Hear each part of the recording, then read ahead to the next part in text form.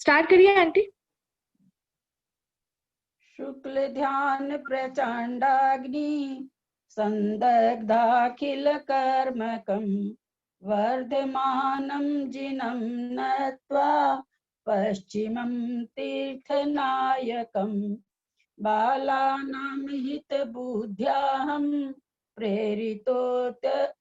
प्रेरितोद्य यथागमं करोमि वर्णनं किंचित् कर्मणां हतशर्मणा सरस्वती नमस्तुभ्यं वरदे कामरूपिणि विद्यारंभं करिष्यामि सिद्धिर्भवतु मे सदा।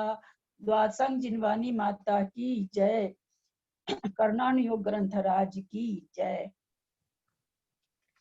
आंटी कल का एक क्वेश्चन था वो मंजू आंटी का, जीव विपाकी वाला, उद्गल विपाकी। आ गई है वो?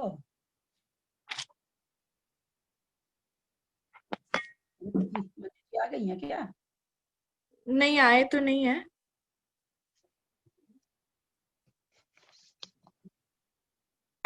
बोलो, देना है क्या उसका जवाब पहले, या थोड़ी देर बाद ले लेंगे? पहले दूसरे के ले लेते हैं, फिर वो लास्ट में उनका ले लेंगे। सरिता आंटी।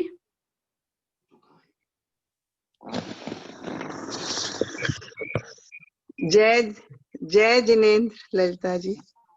ये 134 नंबर का जो क्वेश्चन है ना, किस आयु का किस गुण स्थान तक बंद होता है, तो इसमें बीच बीच में कई चीजें समझ में नहीं आ रही हैं।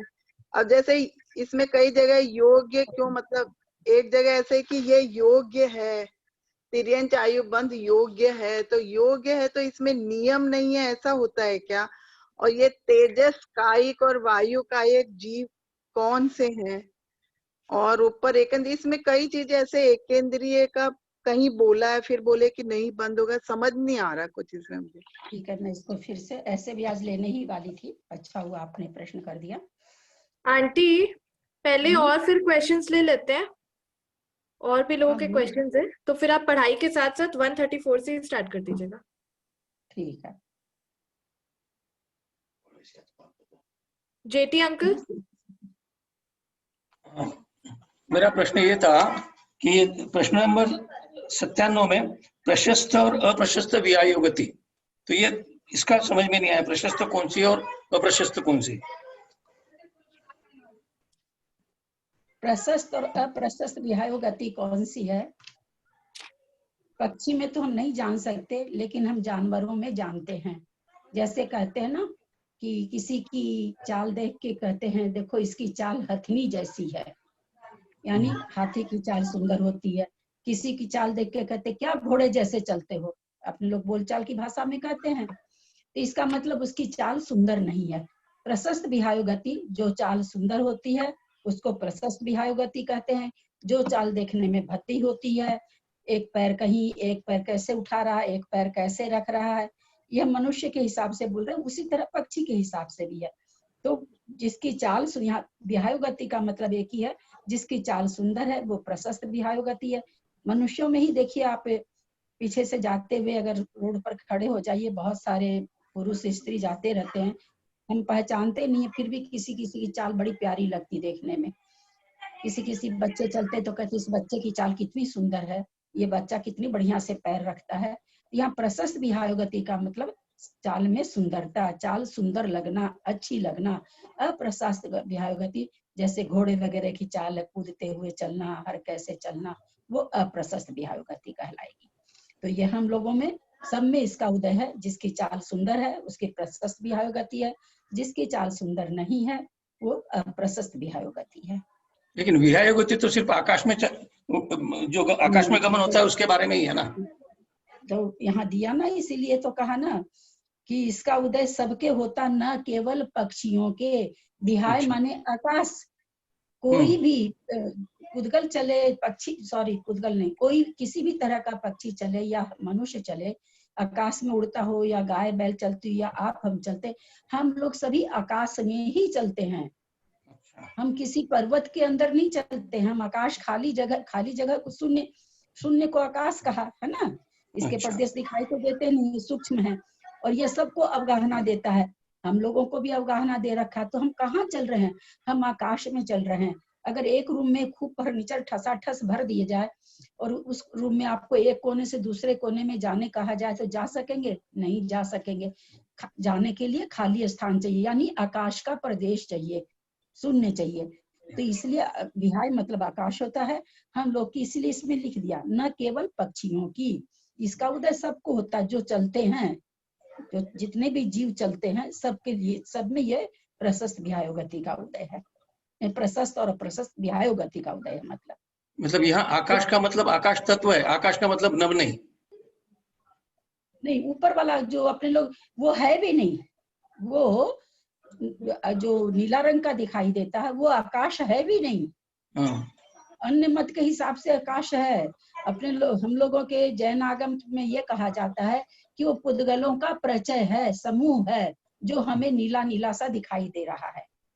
तो आकाश तो खाली जगह को कहते हैं, शून्य। आकाश तत्व हो गया। हाँ, आकाश वही आकाश द्रव्य।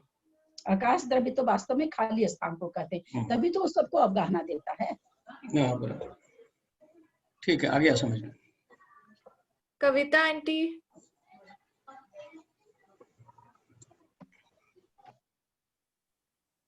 जय जिनेंद्र दीदी। हाँ, दीदी जय मैं जी। पूछना चाहती थी कि एक तो अपन जैसे दूसरे गुण स्थान में ही तिर्यंच गति का, तो तिर्यंच की आयु और गति सबकी विच्युति हो जाती है, और चौथे में अपन देव और मनुष्य की करते हैं, लेकिन इस बुक में लिखा देव और नारकियों की अपेक्षा चतुर्गुण स्थान तक होता है। 134 क्वेश्चन नंबर। हाँ, वो ऐसा कहा, अगर किसी को सम्यक दर्शन हो जाता है, हाँ, क्वेश्चन है वो गति आयु वाला ही तो है शायद, है ना। बंद विच्छित, बंद का बताया ना, किस आयु का किस गुण स्थान में बंद होता है। हाँ हाँ, कहाँ हाँ, पे तो है, कौन सा है? 134 क्वेश्चन नंबर 134। 134। हाँ, इसमें जो लिखा है कि दूसरे गुण स्थान में त्रियंच आयु का बंध समाप्त हो जाता है। कर्म भूमिज मनुष्य त्रियंचों की अपेक्षा मनुष्य आयु का बंध द्वितीय गुण स्थान तक, मतलब कोई भी अगर चतुर्थ गुण स्थान में आ गया तो उसको कर्म भूमिका है ना, कर्म भूमिका मनुष्य त्रियंच, उसको मनुष्य आयु का बंध हो ही नहीं सकता है ना। उसको जब भी होगा तो देवायु का बंध होगा। अच्छा, हो ही नहीं सकता है ना, सम्यक दर्शन होने के बाद हो ही नहीं सकता है। ये योग्यता ही नहीं रह जाती है ना, सम्यक दृष्टि जब भी, और मनुष्य आयु तो बांध ही नहीं सकता। अपने पहले भी जान, आप तो कर्मकांड जी पढ़ी है, कोई मिथ्या दृष्टि मनुष्य आयु का बंद कर लेता, उसके बाद सम्यक दर्शन हो जाता है, नियम से फिर भोग भूमि में जाता है। भूमि में जाते हैं। सम्यक दर्शन होने के बाद तीसरे गुण स्थान में आयु बंद होता नहीं। अब चौथे में कोई अगर जीव आ गया है और अभी तक उसको आयु नहीं बंधी है किसी कारण से, मान लीजिए, तो अब उसके आयु बंध जो होगा वो देव गति की होगा। तो इसमें फिर इन्होंने कह दिया कि देव और नारकियों की अपेक्षा चतुर्थ गुण स्थान तक होता है। लेकिन इन्होंने क्या कहा कि देव और नारकियों का जो आयु बंध होगा मनुष्य का, मनुष्य आयु का तो देव और नारकियों की अपेक्षा चतुर्थ गुण स्थान तक होता है। देव और नारकी को चौथे गुण स्थान तक, वहां 4 ही गुण स्थान है। देव मनुष्य में आएगा, अगर खराब होगा तो त्रियंच में जाएगा, नरक में जाएगा नहीं। और नारकी भी भले कितना भी असंयत दृष्टि होकर के बांधे, देव पर्याय तो बांध नहीं सकता है, जब भी बांधेगा तो मनुष्य बांधेगा। तो यहाँ पर ये कहना चाह रहे हैं कि मनुष्य और त्रियंच तो दूसरे गुण स्थान तक बांध सकते हैं, तीसरे में तो बंधती नहीं है। दूसरे गुण स्थान तक मनुष्य आयु बांध सकते हैं, लेकिन देव और नारकी चौथे गुण स्थान में भी बांध सकते हैं। अच्छा, चौथे गुण स्थान तक का मतलब क्या होता है? चौथे गुण स्थान में ही नहीं, चौथे गुण स्थान तक, यानी मिथ्या दृष्टि देव, मिथ्या दृष्टि नारकी, सासाधन गुण स्थान नारकी, सासाधन गुण स्थान वर्ती देव, और असंयत नारकी, असंयत देव मनुष्य गति का बंध कर सकते हैं, करते हैं, कर सकते क्या, करते हैं। ठीक है, हाँ, यही पूछ रही हूँ। अंतर समझ में आया? यहाँ ये अंतर पकड़ाना चाह रहे हैं कि चौथा गुण स्थान में चारों गति के जीव को बांध लीजिए कि कोई एक नारकी है, एक त्रियंच है, एक देव है, एक मनुष्य है, ठीक है। चौथे गुणास्थान में 4 जीव हैं, 4 गति के। अब आयु बंध मान लीजिए वहां पर चारों को हो रहा है ना, खूब ध्यान से सुनिएगा। हाँ, 4 तरह की जीव है, एक नारकी है, एक देव है, एक त्रियंच है और एक मनुष्य है। अब चौथे गुण स्थान वर्ती हैं चारों। तो नारकी कहाँ क्या बांधेगा? मनुष्यायु बांधेगा सम्यक दर्शन के साथ, ठीक है। त्रियंचायु नहीं बांधेगा। देव कहाँ की बांधेगा? देव त्रियंचायु, मान लीजिए पहले दूसरे का देव का स्वर्ग है अथवा भवंतरिक है, लेकिन सम्यक दर्शन हो गया है। अब अगर वो आयु बांधेगा तो देव देव में नहीं जाता, देव नरक में नहीं जाता, तो वो त्रियंच की आयु नहीं बांध के, अगर उस समय आयु उसकी बनती है तो वो मनुष्य आयु बांधेगा। लेकिन अगर चौथा गुण स्थान वर्ती त्रियंच और मनुष्य है और उनके उस चौथे गुण स्थान में बंद हो रहा है आयु का, तो देव आयु बांधेंगे। है ना, अंतर समझ में आ गया? इस सम्यक दर्शन होने के बाद मनुष्य और त्रियंच तो देव आयु ही बांधेंगे, और सम्यक दर्शन ये देव और नारकी सम्यक दर्शन होने के बाद भी मनुष्य आयु बांधेंगे, जबकि मनुष्य मनुष्य आयु नहीं बांधेगा या त्रियंच आयु नहीं बांधेगा। अच्छा, मनुष्य मनुष्य आयु नहीं बांधेगा क्या? भोग में तो जा सकता है अपने नहीं, एक मिनट, सम्यक दर्शन होने के बाद में देवगति बनती है। हाँ, सम्यक दर्शन की बात इन्होंने कहा ना, चौथा गुण स्थान यहाँ पर सम्यक दर्शन के चलते बोला जा रहा है। बंध विच्युति चौथे गुण स्थान में हो रही है, लेकिन चौथे गुण स्थान में अगर देव बंद होता आयु का, मनुष्य के और त्रियंच के दोनों के, तो फिर देव आयु का ही बंद होगा। ठीक। किरण आंटी,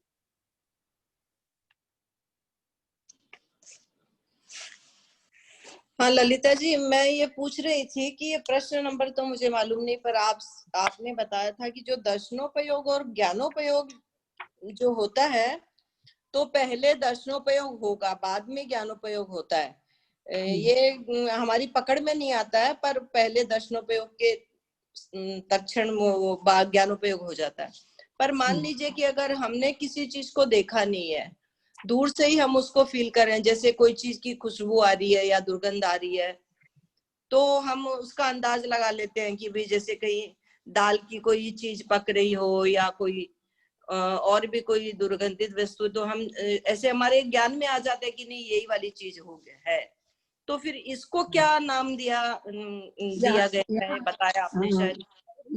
यहाँ अवग्रह हुआ, यहाँ मति ज्ञान का अवग्रह हुआ। पहले अवग्रह हुआ, कोई सुगंध आई है ना, और सुगंध आई है, उसके बाद आपका ध्यान अब ज्ञानोपयोग का, वो जो सुगंध आई है वो मतलब बहुत छोटी समय है, सुगंध आई है तब तक में तो ज्ञानोपयोग हो। सुगंध और दुर्गंध ये बात आने से तो ज्ञानोपयोग हो गया, गंध आई है ये हो गया दर्शनोपयोग। ये दर्शनोपयोग किसका हुआ? ये नाक के द्वारा हुआ, चूंकि दर्शनोपयोग खाली कान से घटता है। चक्षु दर्शन और हम लोगों ने पढ़ा ना अचक्षु दर्शन, ये अचक्षु दर्शन है। चक्षु दर्शन से तो चक्षु से देखना हुआ, अचक्षु दर्शन बाकी 4 इंद्रियों से होता है, तो इसको भी अचक्षु उपयोग दर्शनोपयोग हो गया। ये इसको अवग्रह मति ज्ञान भी कहते हैं, कि पहले किसी वस्तु का अवग्रह होता है कि कुछ है, या जैसे गंध आई और उसके बाद तो फिर तो आई और अपने लोग के तो दिमाग में आती नहीं, उसके पहले ज्ञानोपयोग हो जाता है। लेकिन पहले वो दर्शनोपयोगी होगा, चाहे वो कान के थ्रू हुआ हो, चाहे। कहने का मतलब कि ज्ञान से पहले की जो स्थिति है, किसी वस्तु को भली प्रकार भली मतलब बहुत विस्तार से नहीं, ज्ञान हो जाना कि क्या वस्तु है, उसके पहले नियम से दर्शनोपयोग होता है। किसी भी चीज को, आप मंदिर में जाती हैं, पहले भगवान की प्रतिमा आंख से देखती हैं तब प्रणाम करती हैं, पहले थोड़ी दिखी और हाथ, यद्यपि अपने लोग को लगा भाई देखे और हाथ जोड़े, क्योंकि दर्शनोपयोग ज्ञानोपयोग हम लोग के दर्शनोपयोग पकड़ में नहीं आता, इसलिए अपने को लगा हमने भगवान की प्रतिमा देखी, हम भगवान के सामने जाए ऐसे हाथ जोड़े, आंख तो कभी देख ली प्रतिमा, तो वो अपने पकड़ में नहीं आता। पर निश्चित रूप से 5 इंद्रियों से चक्षु दर्शन और चक्षु दर्शन ये पहले होता है, उसके बाद ज्ञानोपयोग होता है। सबसे पहले दर्शनोपयोगी हो गया ये। हाँ, किसी भी इंद्रिय से पहले वही होगा, दर्शन होगा पहले, चाहे वो कोई इंद्रिय से हो। यहाँ दर्शन मतलब आंख से देखने का मतलब नहीं, दर्शनोपयोग किसी भी चीज का अवग्रह रूप ज्ञान होना। अच्छा, और एक प्रश्न और है मेरा ललिता जी, अभी आप जो बता रहे थे कि कोई सम्यक दृष्टि नारकी होगा तो वो मनुष्य भाव का बंद कर लेगा। ये पहले गुण था, इसमें मनुष्य भाव का बंद कर सकता है। और कोई सम्यक दृष्टि देव है, सम्यक दर्शन है, तो मनुष्य तो भी वो मनुष्य गति का बंद करेगा। तो ये भी क्या जो सम्यक दृष्टि होगा वही करेगा क्या? यही तो समझाना चाहे थे ना, आप ध्यान नहीं दिए। यहाँ ये आचार्य ये चीज नहीं कह रहे हैं कि क्या मतलब कैसे क्या, यहाँ ये पकड़ाना चाह रहे हैं कि भाई अगर किसी को सम्यक दर्शन हो जाता है तो मनुष्य किसका बंद करेगा, किस आयु का, त्रियंच किस आयु का करेगा, और देव किस आयु का करेगा, नारकी किस आयु का करेगा, ये आचार्य यहाँ पकड़ा रहे हैं। आचार्य ये नहीं पकड़ा रहे हैं कि चौथा गुण स्थानवर्ती देव होगा तो मनुष्य आयु बंद करेगा, चौथा गुण स्थानवर्ती नारकी होगा तो मनुष्य आयु बंद करेगा। अभी मैंने कहा ना कि 4 गुण स्थान तक, उनमें 4 ही गुण स्थान होता है। पहला गुण स्थान वाला नारकी भी मनुष्य में आ सकता है, दूसरा गुण स्थान वाला भी नारकी मनुष्य में आ सकता है, चौथा गुण स्थान वाला भी आ सकता है। चौथा गुण स्थान वाला देव और नारकी मनुष्य आयु का बंद करेगा, लेकिन मनुष्य और त्रियंच चौथा गुण स्थानवर्ती अगर होगा तो देव आयु बंद करेगा। आचार्य यहाँ पर यह समझा रहे हैं। अच्छा, तो पहले गुण स्थान वाला देव भी मनुष्य में आ सकता है, भवंतरिक भी आ सकते हैं, कोई भी आ सकता है। मनुष्य का तो सारा दरवाजा खुला पड़ा है। हाँ हाँ हाँ, ठीक ठीक ठीक है। जेटी अंकल हो गया मेरा, हो गया। अच्छा, मैंने लोअर हैंड कर दिया। हाँ हाँ। आंटी मंजू आंटी आ गए हैं। क्या प्रश्न था मंजू जी कल आपका? मंजू आंटी का था जीव विपाकी, क्षेत्र विपाकी, भव विपाकी और पुद्गल विपाकी एक्सप्लेन करना था। क्या पुद्गल विपाकी 4 मतलब क्या इनका? चारों एक्सप्लेन करना है विपाक। मंजू अच्छा, आंटी अभी वापस चली गई शायद, नहीं है अभी तो आए थे, अभी चले गए। और आप किसी का है एक्सप्लेन कर दीजिए। और कोई क्वेश्चन नहीं है? चलो हम वो कराते हैं तब। 134 ले रहे हैं फिर से। 134 से सबने समझा भी है, लेकिन उन्होंने एक जगह से आया, ये लेना भी था मेरे को। खूब ध्यान से सुनिएगा, और जिसको जो पंक्ति नहीं समझ में आ रही है पूछ लीजिएगा। नरक आयु का बंध प्रथम गुण स्थान तक। नरक आयु का बंध कौन करेगा? 4 तरह के जीव होते हैं, ठीक है। किरण भाभी आपसे प्रश्न है, मेरा प्रश्न सुनिएगा।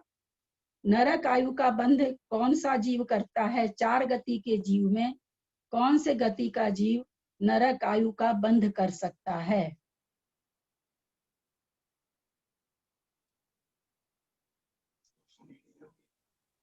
हैं किरण भाभी है? हाँ, नरक आयु का बंध ये मनुष्य आयु वाले जीव कर सकते हैं। चारों ही गति के देव के भी, देव आयु वाले भी कर सकते हैं। इसका मतलब मैंने जब उत्तर दिया तब आपने ध्यान नहीं दिया। चलिए और कोई बताइए तो, मतलब कृष्णा जी वगैरह को छोड़ के। सरिता जी हैं क्या? सरिता कासलीवाल, प्लीज अपना वो खोल लीजिए, अनम्यूट कर लीजिए। हाँ जी दौड़ दे रहा है। प्रणाम। देव मर करके देव में नहीं जाता है, नारकी मर के नारकी में नहीं जाता है। आंटी ललिता आंटी आप अनम्यूट कर लीजिए। 3 गति के जीव, तिर्यंच और मनुष्य। तिर्यंच और मनुष्य नरक में जाते हैं। तो आदमी उत्तर नहीं देंगे, प्लीज बात सुनिए, क्योंकि ग्रुप में बहुत सारे लोगों को कुछ नहीं समझ में आता है। पहले आप लोग मेरी बात सुनिए। एक तो जो प्रश्न पूछा जाए उसको ध्यान से सुनिए और वही उत्तर दीजिए, इसलिए कि और लोगों को समझ में नहीं आता है ना। इसलिए जो मेरा ये प्रश्न था कि यहाँ पर लिखा, मैंने पूछा कि नरक आयु का जीव, नरक गति का जीव कौन कौन सी आयु का बंद कर सकता है? नरक गति का जीव खाली मनुष्य और तिर्यंच गति का बंद करेगा। नारकी मर के नारकी में नहीं जाएगा, वैकृक से वैकृक शरीर का बंद नहीं होता है। न देव में जाएगा न नरक में जाएगा। किरण भाभी आपने सुना, नरक गति का जीव न नरक गति से मर करके कोई जीव नरक गति में नहीं जाता है। फिर सुनिएगा, लिखने की कोशिश करिएगा। नरक गति का जीव मरकर नरक नहीं जा सकता है। भले वो एक छोटा ही भाव ले, ये बात। हाँ, एक मिनट अपना। नरक गति का जीव यानी नारकी, आप नारकी लिखिए। नारकी जीव मर करके न तो नरक वापस जा सकता है और न देव में जा सकता है। अतः वह मरकर या तो मनुष्य पर्याय में आएगा या त्रियंच पर्याय में आएगा।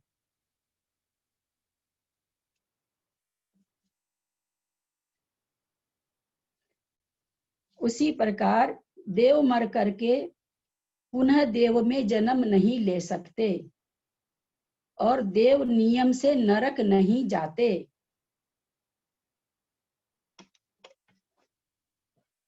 देव नियम से नरक नहीं जाते।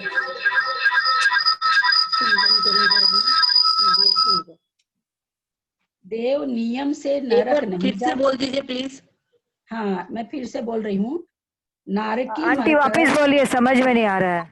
हाँ, मैं शुरू से बोल रही हूँ। कोई अपना खोल रखे हो तो प्लीज बंद कर दीजिएगा, नहीं तो समझ में नहीं आता है। मैं लिखा रही हूँ, आप लोग लिखिए। नारकी मर करके पुनः नरक नहीं जाता और नारकी का जन्म नियम से देवों में नहीं होता।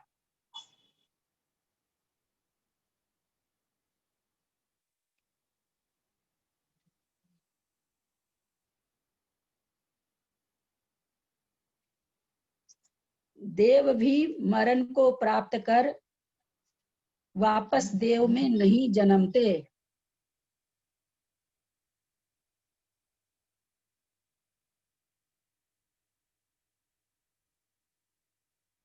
तथा देव नियम से नारकी नहीं बनते।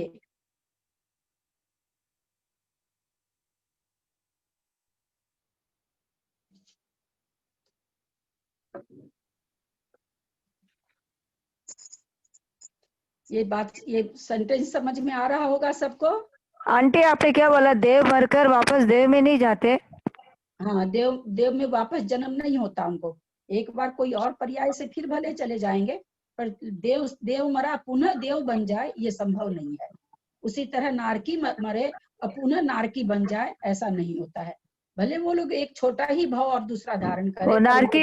नारकी देव भी नहीं जा सकते ना?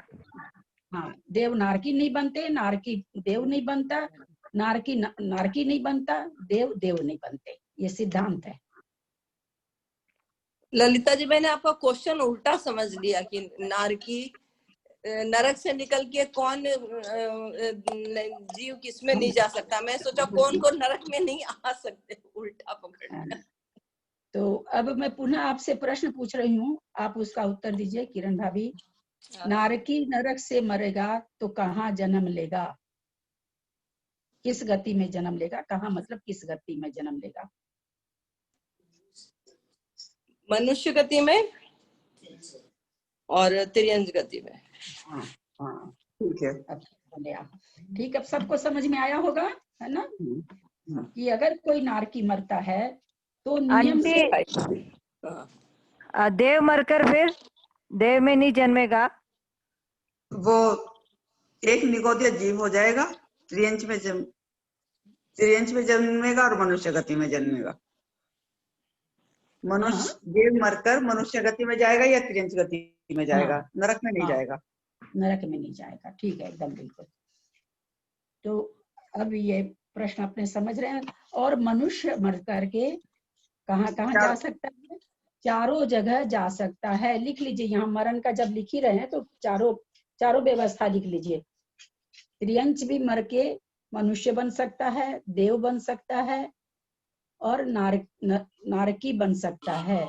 मनुष्य भी मरकर और त्रियंच भी बन सकता है। त्रियंच मर करके मनुष्य देव मनुष्य त्रियंच नारकी चारों जगह उत्पन्न हो सकता है। उसी तरह मनुष्य भी मरकर चारों गति में जन्म ले सकता है। मनुष्य और त्रियंच के लिए चारों गति खुली है। मनुष्य और त्रियंच के लिए चारों गतियां खुली है।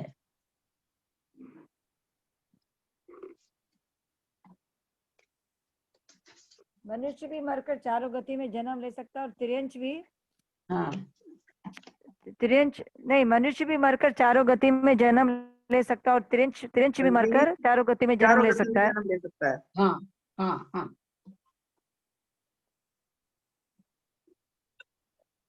यहाँ तक की विवक्षा समझ में आई खूब बढ़िया से? कोई शंका?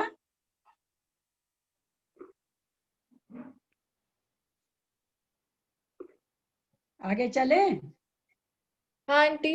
जी मुझे तो ये पूछना है, इसमें सम्यक दर्शन का तो कोई सवाल ही नहीं है ना कि मरा तो नहीं, वो ये विदाउट सम्यक दर्शन चारों गति में जा सकता है। भाभी अब सुनिए, ये कथन क्या हुआ? ये साधारण कथन, सामान्य कथन हो गया ये। सामान्य कथन कि भाई मनुष्य चारों में जा सकता है, तिर्यंच चारों में जा सकता है, देव दो में जा सकता है, नारकी दो में जा सकता। अब इसके बाद मार्गना में घटेगा, गुण स्थान में घटेगा, भव्य में घटेगा, अभी बहुत सारी चीजों में घटेगा, लेकिन ये साधारण कथन है ना, सामान्य कथन। सामान्य, हाँ ये सामान्य नियम हो गया। तो इससे पूरा क्लियर हो जाता फिर, ठीक है। अब देखिए 134 वाला प्रश्न ले रहे हैं, खूब ध्यान से सुनिएगा, जिनको नहीं समझ में आए वो ध्यान दीजिएगा। नरक आयु, अब ये गुण स्थान में घटा रहे हैं। आयु का बंध हमने अभी क्या पढ़ा, क्या जाना? सामान्य कथन जाना कि कौन कहाँ जन्म ले सकता है, कौन कहाँ नहीं जन्म ले सकता है। अब मान लीजिए ये अभी हम प्रश्न का भी एक साधारण सा प्रश्न करते हैं, कोई त्रियंच हो। अब कोई त्रियंच अगर क्या नाम है सो पहले सम्यक दर्शन प्राप्त कर लिया, तो वो सम्यक दर्शन प्राप्त कर लिया तो वो फिर त्रियंच में जाएगा क्या? नहीं, नरक नहीं में जाएगा। नहीं ना जाएगा, नहीं जाएगा, नहीं जाएगा। मनुष्य में नहीं, जाएगा क्या? वो केवल देवगति में जाएगा। वो देवगति में जाएगा, केवल वो देवगति में ही जाएगा। यही चीज समझाना चाह रहे हैं कि ये जो हमने अभी जाना वो एक सामान्य कथन, भाई चारों गति में जा सकता है, तब तो फिर उसको सम्यक दर्शन हो गया, त्रियंच को उसको चले जाना चाहिए, नरक चले जाना चाहिए, त्रियंच में चले जाना चाहिए, लेकिन नहीं जाता है अगर वो आयु नहीं बंधी रहती। तो अब जो ये इस में जो विवेचन है, ये क्या करें, किस आयु का किस गुण स्थान तक बंध होता है ना। अब ये आयु का बंध किस में घटा रहे हैं? गुण स्थान में घटा रहे हैं। तो अब यहाँ पर ललिता जी अगर कोई त्रियंच ने ये सम्यक दर्शन किया, अगर वो भोग भूमि में उस किसी त्रियंच का जन्म होता है तो उसके लिए क्या कहना होगा फिर? उसको क्या कथन आएगा?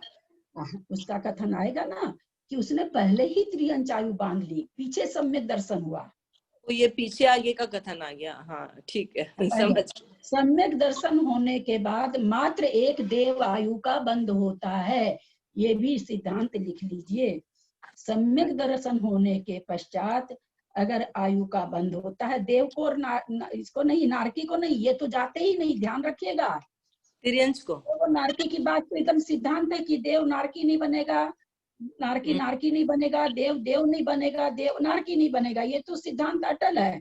सम्यक दर्शन हो, छायिक सम्यक दर्शन हो, छायोपसमी को कुछ भी हो, ये सिद्धांत नहीं हटेगा। सिद्धांत कहाँ है यहाँ पर बाधित होगा? त्रियंच को अगर पहले सम्यक दर्शन हो गया है तो वो कौन सी, चूंकि वो चारों प्रकार की आयु का बंद करता है, यहाँ किसके लिए घटेगा? जो चारों प्रकार की आयु बंद कर सकता है उनके लिए घटेगा। अब त्रियंच ने पहले आयु बांध ली, फिर वो सम्यक दर्शन प्राप्त किया, वैसा त्रियंच कहाँ जाता है? हीरा जी आई है क्या? वैसा त्रियंच कहाँ जाता है? भूमि में, भोग भूमि में, भोग भूमि में जाता है वैसा त्रियंच। फिर भोग भूमि में क्या बनता है? मनुष्य। नहीं, त्रियंच ही बनेगा, भोग भूमि में मनुष्य कैसे बन जाएगा? त्रियंच ही बनता है ना, त्रियंच बनेगा, भोग भूमि में मनुष्य कैसे बन जाएगा? भोग भूमि का त्रियंच बनेगा। हाँ ठीक है, चूंकि त्रियंच आयु का उसने बंद कर लिया, उसके बाद उसको सम्यक दर्शन हो गया। अब आयु, एक आयु ऐसी है जो जिसका संक्रमण नहीं होता, ऐसा क्यों हो रहा है? आयु का आपस में ये सब पॉइंट आप लोग लिख सकते हैं, ये सब सिद्धांत है, अटल सिद्धांत है, बाधित नहीं होते हैं, दो प्रकार की मान्यता वाले नहीं हैं। आयु का पहले वाला पूरा करवाइए ना ललिता जी, सम्यक दर्शन होने के बाद आप एक लिखा रहे थे, त्रियंच का लिखा रहे थे। हाँ, उसी को समझाने के लिए ये चीजें बता रही हूँ भाभी कि आयु का आपस में संक्रमण नहीं होता, इसी कारण अगर त्रियंच आयु बंध गई तो त्रियंच आयु में जाएगा, नरक आयु बंध गई तो नरक। और प्रकृतियां आपस में संक्रमित होती है, कोई किसमें, सबका नियम है, लेकिन आयु का संक्रमण नहीं होता। यानी एक आयु दूसरी आयु में नहीं बदलती। जो आयु बंध जाती है उसी आयु में नियम से जाना पड़ता है। अब कोई मनुष्य है, अब मनुष्य गति का उसने बंद कर लिया, अथवा नरक गति का बंद कर लिया, पीछे छाई सम्यक दर्शन हो गया, श्रेणिक महाराज नरक में बैठे हैं, और किसी का तो अपने लोग को नहीं मालूम है, आगम से हम उनका नाम जानते हैं। छाई सम्यक दर्शन, देखिए छाई सम्यक दर्शन करके भी वो नरक में बैठे हैं। तो पहले अगर आयु का बंद हो जाता है मनुष्य और त्रियंच के, और उसके बाद वो सम्यक दर्शन प्राप्त करता है, चाहे छायिक हो चाहे छायोपशमिक हो, उसको उसी आयु में जाना पड़ता है। लेकिन सम्यक दर्शन के बाद अगर आयु बंद करेगा, लेकिन आयु की सीमा तो कम होती होगी। पहले नरक में आ गया ना, 5वें 6वें महीने जाके। क्या आयु की सीमा तो कुछ कम होती होगी। आयु की सीमा कम होती, ऐसे तो कम होती नहीं है। आयु का कर्षण करण होता, वो उसका एक खास विधान है। उनका जो श्रेणिक राजा के हिसाब में आप सोच रहे हैं, तो श्रेणिक राजा का छायिक सम्यक दर्शन था। छायिक सम्यक दृष्टि पहले नरक से नीचे नहीं जाता, इसलिए। लेकिन अगर पर 10,000 वर्ष की, फिर भी देखिए 5वें नरक की आयु बांधी हो और फिर उसने सम्यक दर्शन प्राप्त किया, तो 5वें से पहला दूसरा ऐसे तो हो ही जाएगा। हाँ, छायिक सम्यक दर्शन तो पहले से नीचे नहीं जाएगा। हाँ, छायिक हो तो नहीं जाएगा। और छायोपशमिक सम्यक दर्शन के लिए ये बात है कि छायोपशमिक सम्यक दर्शन वाला तीसरे नरक तक जा सकता है।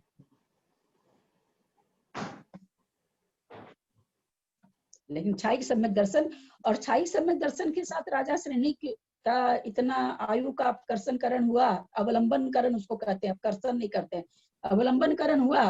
हमको ये बताइए 10,000 वर्ष क्यों नहीं हुई उनकी आयु, 84,000 वर्ष आयु क्यों हुई? क्योंकि उसके बाद में जो है 84,000 वर्ष बाद ही उनको तीर्थंकर बनने का योग मिला है। 21,000 वर्ष तुम्हारी नरक की आयु, फिर छठा काल जाएगा, पंचम काल दोबारा आएगा, फिर चौथा काल आएगा। इस तरह से 84,000 वर्ष उन्हें तीर्थंकर होने का योग मिला है, इसलिए उनकी आयु 84,000 वर्ष बन गई है उनकी। 84,000 वर्ष पंचम काल के, 21,000 छठम काल के, फिर दोबारा 21,000 छठम काल के, फिर 21,000 दोबारा पंचम काल के, फिर दोबारा उसमें चौथे काल में आएंगे। इसलिए वो चौथे काल में ही तीर्थंकर प्रकृति आएगी, इसलिए 84,000 वर्ष उनकी आयु बनती है। ये हमारा कथन। पर श्रेणिक राजा ने पहले तो 7वें नरक की आयु बांधी थी ना, पहले तो 7वें नरक की आयु बांधी, फिर छायिक समय दृष्टि बना तब पहले तक आया। हाँ, अब आपने जो उत्तर दिया प्रथमान योग के धरातल पर है। कर्णन योग ये कहता कि उनका वेश्या स्थान इतना हुआ ही नहीं था कि 10,000 वर्ष हो जाती आयु, है ना। हम लोग क्या पढ़ रहे हैं, कर्णन योग पढ़ रहे हैं। कर्म सिद्धांत तो कहता भैया लेस्या कम करो, लेस्या का स्थान बढ़ाओ, विशुद्धि बढ़ाओ, तुम्हारी उसी हिसाब से आयु का होगा, क्योंकि लेस्या से आयु का बहुत बड़ा संबंध है। लेस्या के स्थान से तो अपने प्रथमान योग के हिसाब से यही कहेंगे कि भाई उनको तीर्थंकर बनना, 84,000 के बाद बनना, इसलिए ऐसा हुआ। ये सारी चीजें एक दूसरे, किसी भी एक कारण से एक कार्य नहीं होता है, बहुत सारे कारण मिलके तो एक कार्य होता है। 84,000 वर्ष के बाद उनको तीर्थंकर भी बनना है, उनके लिए स्थान इतने विशुद्ध नहीं हुए कि उनकी आयु घट करके 10,000 वर्ष हो जाती। तो इस तरह से कई चीजें हो जाती है। तो आयु बंध में लेस्या का बहुत बड़ा स्थान है। ले रहे हैं फिर से पहला प्रश्न, ये 134 नंबर का प्रश्न। जानना चाहती हूँ कि जैसे राजा श्रेणिक ने 7वें नरक बांधा, फिर पहले में आ गए, तो उसको संक्रमण नहीं बोलेंगे क्या? नहीं, उसको अवलंबन करण कहते हैं। अवलंबन करण, अच्छा। हाँ, परभव की आयु को कम करने को अवलंबन करण कहते हैं। दीदी दोबारा बोलना भाभी, ये दोबारा अवलंबन आएगा भाभी, ये सब आएगा। अवलंबन करण, अवलंबन करण कहते हैं। अवलंबन करण किसको कहते हैं? परभव की आयु को कम करना अवलंबन करण है, ऐसा कर्मकांड जी में आया है। परभव की आयु को, बंधी हुई आयु को कम करना अवलंबन करण है। और संक्रमण माने चेंज होता है क्या? हाँ, संक्रमण माने तो चेंज होता है, आयु में संक्रमण नहीं होता है। ठीक।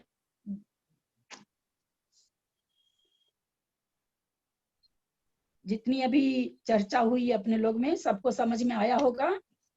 किसी को कुछ शंका हो रहा तो पूछ लें, नहीं तो फिर चलें प्रश्न पर। संक्रमण माने बदलना, ये आयु बदली नहीं जा सकती। हाँ, आयु एक दूसरे में परिवर्तित नहीं होती। कुछ शब्द हम लोगों को आगम के ही लिखने चाहिए। हम लिखेंगे, बोलेंगे बार बार तो हमारे मुंह पर आ जाएंगे, है ना। बदलती है, करती है, ये शब्द आगम के नहीं है। आगम के शब्द क्या है? आयु एक दूसरे में संक्रमित नहीं होती है अथवा एक दूसरे में परिवर्तित नहीं होती है। बदलती ठीक है अपनी जगह, लेकिन बदलती में वो भाव नहीं भरा हुआ है जो संक्रमित में भरा हुआ है। एक एक शब्द का मोल होता है ना, एक एक शब्दों की पराकाष्ठा होती है। परिष्कृत परिमार्जित शब्द जहाँ जैसे लगने चाहिए वैसे ही बोल। थोड़ी शुरू में आपको भारी लगेंगे, याद भी, लेकिन बोलेंगे तभी तो याद होगा ना, नहीं बोलेंगे तो कभी नहीं याद होगा। हमेशा फिर बदलना ही बदलना बोलते रह जाएंगे। कोशिश करिए, समझ में आ जाएगा, फिर बोल देंगे ना। कोशिश करिए कि आगम के शब्द बोले, है ना, फिर याद हो जाएगा। आयु एक दूसरे में संक्रमित नहीं होती। हाँ, आयु दूसरी आयु में संक्रमित नहीं होती। ललिता जी, वेस्टर्न का मतलब क्या है? वेस्टर्न कहते हैं वो लपेट, जैसे ना हड्डी और मांस वो नस से लपेटे हुए। वेस्टर्न मतलब जैसे मैं नहीं कहते जिनवानी का वेस्टर्न है। हाँ, वेस्टर्न। हाँ, वेस्टर्न का अर्थ वही है। चलूं आगे? हाँ आंटी। हनी, समझ में आ रहा है कि नहीं सारा तुमको? हाँ आंटी, आ रहा है। और नीरू जी हैं क्या? नीरू तुमको आ रहा है आंटी, आ रहा है। नरक आयु का बंध प्रथम गुण स्थान तक। अब यहाँ ये हम आप लोगों से पूछ रहे हैं, प्रथम गुण स्थान में एक देव है, एक नारकी है, एक मनुष्य है और एक त्रियंच है। प्रथम गुण स्थान में ध्यान दीजिएगा, मैंने गुण स्थान कहा है। पहला गुण स्थान मतलब मिथ्या दृष्टि। मिथ्या दृष्टि देव है, मिथ्या दृष्टि नारकी है, मिथ्या दृष्टि त्रियंच है, मिथ्या दृष्टि मनुष्य है।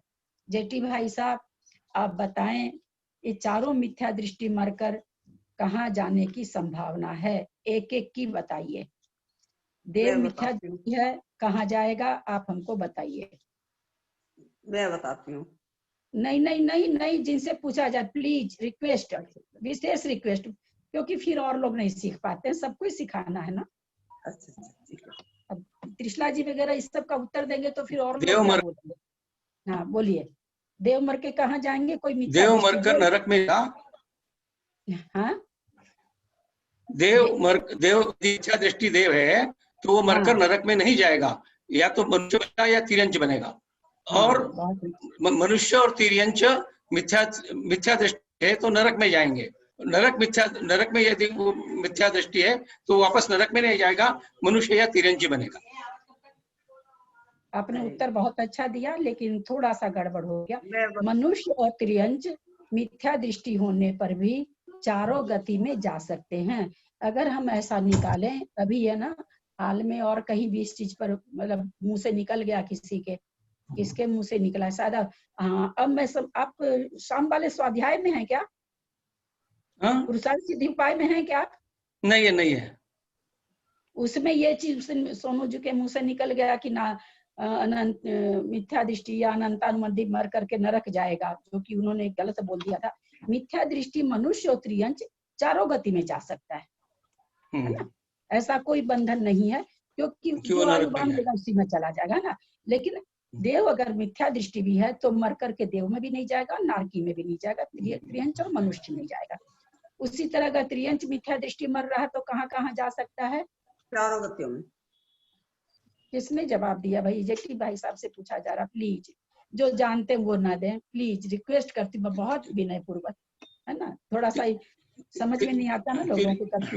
हाँ, अगर एक त्रियंच, हाँ तिर्यंच मिथ्या दृष्टि मरकर चारों गति में जा सकता है।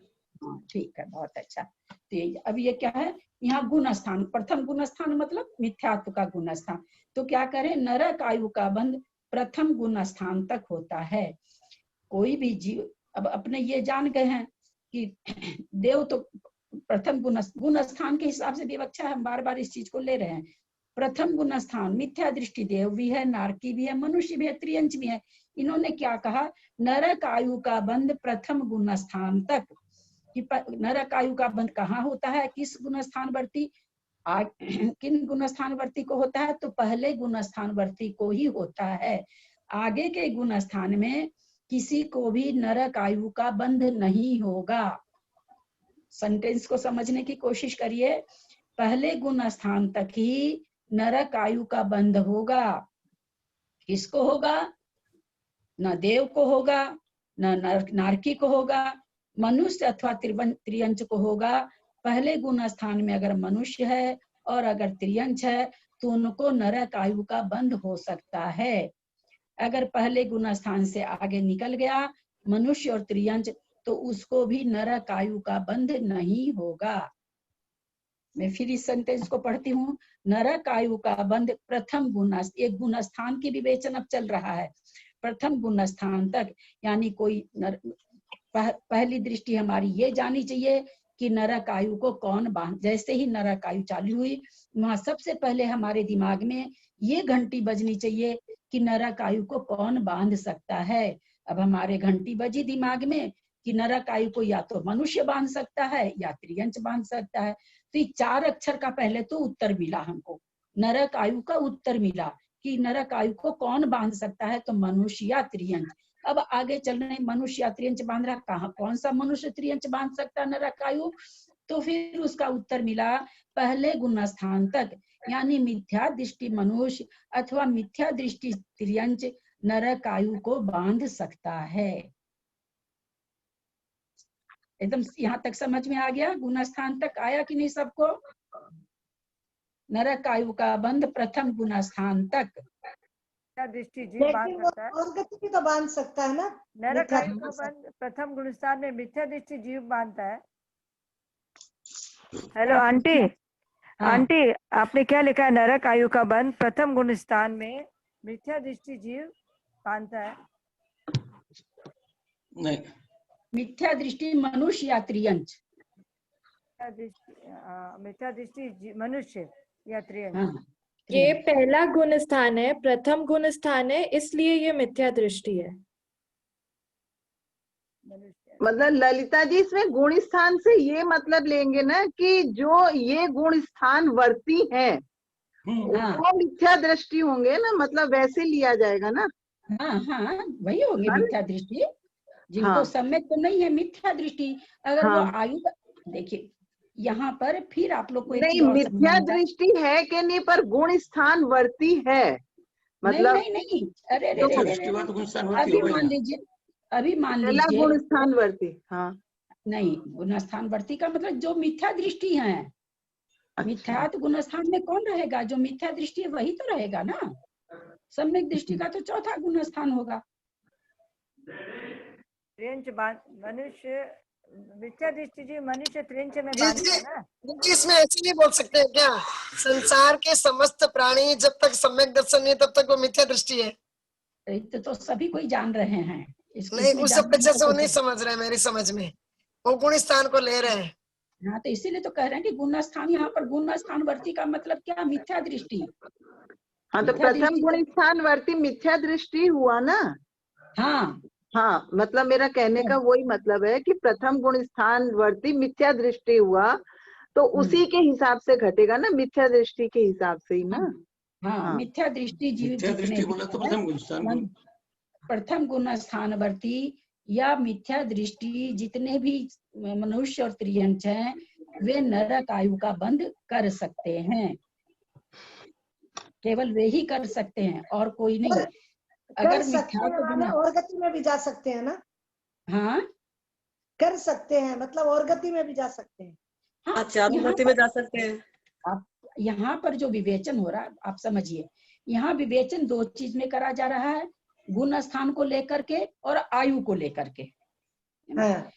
आयु चारों ही बांध सकते हैं, लेकिन एक प्रश्न उठा कि भाई आखिर में ऐसा कौन सा जीव है जो नरक आयु का, वो जीव नरक आयु का बंद करे और जीव नहीं करे।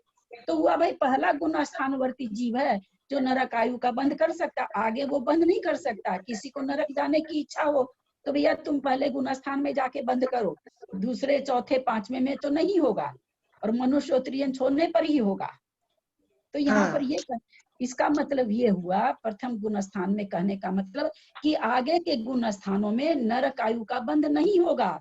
मनुष्य को त्रियंच को भी, देव और नारकी को तो होता ही नहीं है, मनुष्य और त्रियंच को भी अगर पहला गुण स्थान नहीं है, मिथ्या दृष्टि अगर नहीं है, सासाधन है, असंयत है, या और आगे के गुण स्थान है, तो वो फिर नियम से नरक गति का बंद नहीं कर सकता नरक आयु का, क्योंकि नरक आयु की बंध विच्छुति यानी बांधने की योग्यता किसमें है? मिथ्या दृष्टि के ही है। उसके आगे गुण स्थान में जाने वाले जीवों के यह योग्यता नहीं है कि वो नरक जाने की, नरक आयु को बांध सकें। जितने मिथ्या दृष्टि जीव, इसका ये मतलब नहीं समझिएगा फिर पकड़ा रहे कि वो नरक ही बांधेंगे, ही नहीं कह रहे हैं, योग्यता बता रहे हैं कि अगर नरक जाने की योग्यता, अगर नरक आयु कोई बांध सकता है तो मिथ्या दृष्टि मनुष्य त्रियंच बांध सकता है, बांधेगा ही, ये नहीं है इसमें, बांध सकता है। देव में भी जा सकता है। अभी अपने लोगों ने अभी समझा ना, मिथ्या दृष्टि मनुष्य त्रियंच देव नारकी सब है, मनुष्य और त्रियंच तो चारों गति में जा सकते हैं मिथ्या दृष्टि होने पर भी, और देव और नारकी मिथ्या दृष्टि हो चाहे सम्यक दृष्टि हो, वे जब भी आएंगे तो मनुष्य और त्रियंच में आएंगे।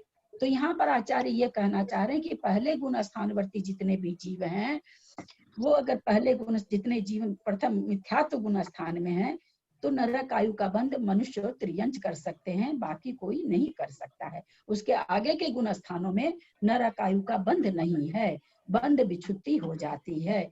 कोई प्रथमोपसम सम्यक दर्शन किया, चौथे गुण स्थान में आ गया, अब चौथे गुण स्थान में आ गया, न तो वो नरक आयु बांध सकता है, दूसरे गुण स्थान में त्रियंच आयु की विच्छुति हो जाती है, न वो त्रियंच आयु बांध सकता है।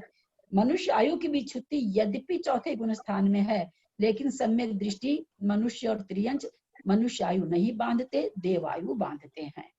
तो इसलिए मनुष्य और त्रियंच के लिए तीनों तरह की आयु की विच्छुति कहाँ हो गई? पहले गुण स्थान में हो गई। अगर कोई चौथे गुण स्थान में आ जाता है, मनुष्य सीधे से पहले से चौथे में आता है और आयु का अगर उसको बंद होता है, तो एकमात्र देव आयु को बांधेगा, अगर पहले नहीं बांधा है तो। नरक आयु का बंद प्रथम गुण स्थान तक, गुण स्थान में घटा रहे हैं, आयु का बंध घटा रहे हैं।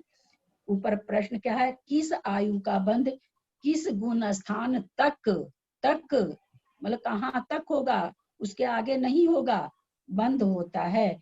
तो कह रहे नरक आयु का बंध पहले गुण स्थान तक होगा। फिर कहते त्रियंच आयु का बंध दूसरे गुण स्थान तक होगा। इसका मतलब क्या? जो पहला गुण स्थान पार कर गया उसको नरक आयु नहीं बंधेगी, जो दूसरा गुण स्थान पार कर गया उसको त्रियंच आयु नहीं बंधेगी। फिर आगे क्या कहते हैं? कर्म भूमिज मनुष्य और त्रियंचों की अपेक्षा मनुष्य आयु का बंध द्वितीय गुण स्थान तक। कहते हैं कि कर्म भूमि का जो मनुष्य है, वो मनुष्य और जो त्रियंच है, उसके मनुष्य गति भी कहाँ तक बंधेगी? दूसरे गुण स्थान तक, क्योंकि चौथे गुण स्थान में आने पर तो कर्म भूमि जो त्रियंचों के देव आयु ही बंधेगी। चौथे गुण स्थान पर कर्म भूमि, जिसमें कर्म भूमि लिखा हुआ, जो कि भोग भूमि की अलग व्यवस्था है। इसलिए यहाँ तक समझ में आया कि नहीं? पहले बोलिए, क्योंकि आगे नहीं तो फिर और उलझने वाला है। साई जी, मेरा एक क्वेश्चन है ये कि ऐसे हम लोग कह सकते हैं क्या कि सारे मिथ्या दृष्टि जी प्रथम गुण स्थानवर्ती होते हैं? हो गया। हाँ, वही चीज तो है। लेकिन प्रथम गुण स्थानवर्ती जितने जीव है वो सारे मिथ्या दृष्टि नहीं हो सकते। नहीं, सारे मिथ्या दृष्टि होंगे। प्रथम गुण स्थान मतलब हाँ, नियम से वो सातिशय मिथ्या दृष्टि होंगे, जो मिथ्यात्व को जो आगे कर तोड़ के जाएंगे आगे। वो अलग कथन है। देखो, हमेशा ना एक विवक्षा में दूसरी विवक्षा मिलाओगे तो नहीं घटेगी। विवक्षाएं के हिसाब से विवक्षा होती है। यहाँ विवक्षा इतनी है कि जितने भी मिथ्या दृष्टि जीव हैं सबका कौन सा गुण स्थान है, तो पहला गुण स्थान है। यहाँ पर वो सातिशय अतिशय नहीं, वो कहाँ घटेगा। किसी जीव को हम सम्यक कराने जा रहे हैं तब ये सब बातें आएगी, अभी यहाँ वो बातें नहीं आएगी। वो किसी को हम सम्यक कराने के लिए बात अनादि मिथ्या दृष्टि को सम्यक हो रहा, वहां ये बातें घटेगी, है ना। यहाँ की विवक्षा में वो सातिशय निरतिशय नहीं घटेगा।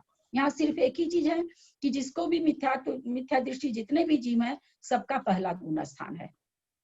हाँ ठीक है। दूसरा वाला फिर से एक बार समझाइए तो ललिता जी। तिर्यंच आयु का बंध द्वितीय गुण स्थान तक। पहला गुण स्थान, पहले गुण स्थान वर्ती मनुष्य त्रियंच नरक आयु का बंध कर सकते हैं, ठीक है। अब कह रहे हैं कि तिर्यंच आयु का बंध द्वितीय गुण स्थान तक, दूसरे गुण स्थान वर्ती जीव के कोई दूसरे गुण स्थान में मान लीजिए है, प्रथम उत्तम से गिर के दूसरे गुण स्थान में आया, ठीक है, 6 आवली के लिए आया, और उसी समय आयु का अपकर्ष पड़ गया और उसको आयु का बंध हो रहा है। वहां तक मनुष्य और तिर्यंच की बात हो रही है यहाँ पर, और यहाँ पर बात हो जाएगी देव और नारकी की भी। दूसरे गुण स्थान में ध्यान से सुनिएगा, सासाधन गुण स्थान, दूसरा गुण स्थान सासाधन गुण स्थान, ये जब भी होता है तो उपसम सम्यक दर्शन से गिरने पर होता है, ठीक है ना। उसके 6 आवली मान लीजिए, हम मान के चलते हैं 6 आवली का समय था। अब वो आया इसमें या देव हो या नारकी हो या मनुष्य हो या त्रियंच हो, क्या समझे। चारों गति के सासाधन गुण स्थान होते हैं ना। मिथ्या तो गुण स्थान भी चारों गति में पाया जाता है और सासाधन गुण स्थान भी चारों गति में पाया जाता है। अब आयु का बंद कर रहे हैं। मनुष्य है तो देवायु बंद, क्या नाम है सो दूसरे गुण स्थान में त्रियंच आयु का भी बंद कर सकता है, देवायु का भी बंद कर सकता है, मनुष्य आयु का भी बंद कर सकता है। मनुष्य है, मनुष्य आयु का भी बंद कर सकता है, तिर्यंच का भी कर सकता है, देव का भी कर सकता है। यहाँ पर इसके नरक आयु का बंद नहीं होगा। बाकी द्वितीय गुण स्थान में जब तक है, द्वितीय गुण स्थान को पार करने के बाद त्रियंच आयु की भी बंद भी छुट्टी हो जाती है। लेकिन दूसरा गुण स्थान वर्ती जीव त्रियंच आयु का बंद कर सकता है, एक इंद्री में जा सकता है त्रियंच बन करके। तो दूसरे गुण स्थान में ये व्यवस्था है कि चार मनुष्य और त्रियंच को चारों प्रकार की आयु का बंद हो सकता है। अच्छा, यहाँ भी मनुष्य और त्रियंच। एक मिनट, चारों नहीं, नरक गत्यानुपूर्वी तो ही नहीं, नारकी तो बनता ही नहीं। दूसरा गुण स्थान वाला जीव तो नियम से नरक में नहीं जाता, लेकिन नारकी द्वितीय गुण स्थान में हो सकता है। नरक में कोई नारकी का दूसरा गुण स्थान हो सकता है, तो नारकी दूसरा गुण स्थान में बनेगा, मरेगा तो भी देव ये मनुष्य बनेगा, और देव अगर दूसरे गुण स्थान में मरेगा तो भी मनुष्य बनेगा। लेकिन मनुष्य और नरक की विच्युति तो पहले गुण स्थान में हो जाती है ना, नरक गत्यानुपूर्वी की। तो यहाँ विच्युति से मतलब यहाँ आयु की बात है। अच्छा। और दूसरा गुण स्थान वर्ती जीव क्या नाम है सो सासाधन गुण स्थान से नरक गति में कोई नहीं जा सकता है, नियम है ये। नरक आयु का तो बंध नहीं होगा, 3 आयु का बंध होगा। तो कोई मनुष्य और त्रियंच सासाधन गुण स्थान में है, अगर सासाधन में है तब, सासाधन पार करने के बाद तो त्रियंच आयु नहीं बांध सकता, तो आचार्य कहते हैं वो 3 आयु बांध सकता है। नरक में तो जाने का विधान नहीं है इस गुण स्थान से, मनुष्य और त्रियंच तीनों तरह की आयु बांध सकता है। अगर मनुष्य सासाधन हो तो आंटी ऐसे, लेकिन अगर मनुष्य सासाधन हो तो तीनों गति में जा सकता है, नरक आयु में नहीं जा सकता है। हाँ, नरक में नहीं जा, सासाधन गुण स्थान वर्ती नरक में को नरक आयु का बंध नहीं होता है। यहाँ बंध की बात है।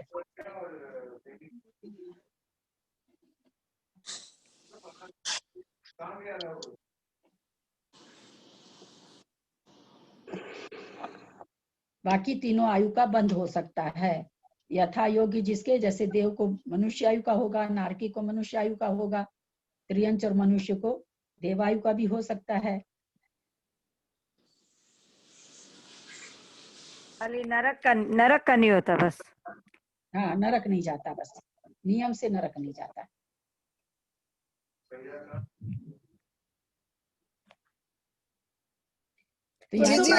ललिता जी, कुसुम आंटी आप बोल सकते हैं। हाँ, मैं ये बोल रही थी कि कर्म भूमि जी होना जरूरी है क्या मनुष्य और तिर्यंच सासाधन गुण स्थान वर्ती? हाँ, देव और इसलिए नारकी में से कोई भी मरण करे सासादन गुण स्थान नहीं, में, इसलिए ना वहाँ के जो भोग भूमि के त्रियंच और मनुष्य है वो तो त्रियंच में भी नहीं जाएगा, मनुष्य में वो भी तो नहीं देव जाएगा। में ही जाते हैं, वो तो देव में हाँ, इसीलिए कर्म भूमि लिखा गया।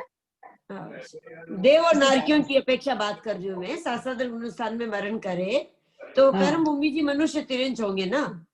हाँ हाँ हाँ, कर्म भूमि के मनुष्य त्रियंच होंगे, बिल्कुल। भोग भूमि के नहीं होंगे ना वो लोग कोई भी? हाँ, ना। तो देवगति में जाएंगे भोग भूमि के तो सभी। हाँ, नहीं, भोग भूमि के देवगति देवगति में जाएंगे। मैं देव और हाँ, नारकियों के सासादन गुण स्थान में मरण होता है तो उसकी अपेक्षा पूछ रही हूँ कि कर्म भूमि से मनुष्य तिरंज होंगे ना?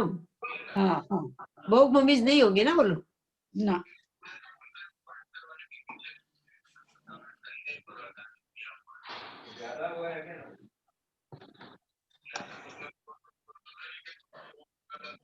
चल रहे हैं फिर और आगे। नरक आयु का बंध प्रथम गुण स्थान तक, इसका मतलब जिसने पहला गुण स्थान यानी जो मिथ्या दृष्टि से सम्यक दृष्टि बन गया उसको नियम से नरक आयु का बंध नहीं होगा। कब? सम्यक दर्शन होने पर। ये विवक्षा ध्यान रखेंगे, सम्यक दर्शन के पहले नरक आयु बंद रखी है राजा श्रेणी को, इसलिए ये चीज ध्यान रखिएगा कि सम्यक दर्शन होने के पश्चात नहीं होगा। सम्यक दर्शन के पहले तो कोई भी आयु का बंद हो जाता है। फिर त्रियंच आयु का बंध द्वितीय गुण स्थान तक। भाई प्रश्न क्या है, किस आयु का बंध किस गुण स्थान तक होता है? पहला गुण स्थान मिथ्यात्व गुण स्थान हुआ। मिथ्या दृष्टि जीव हैं वो चारों गति में जा सकते हैं, मनुष्य और त्रियंच।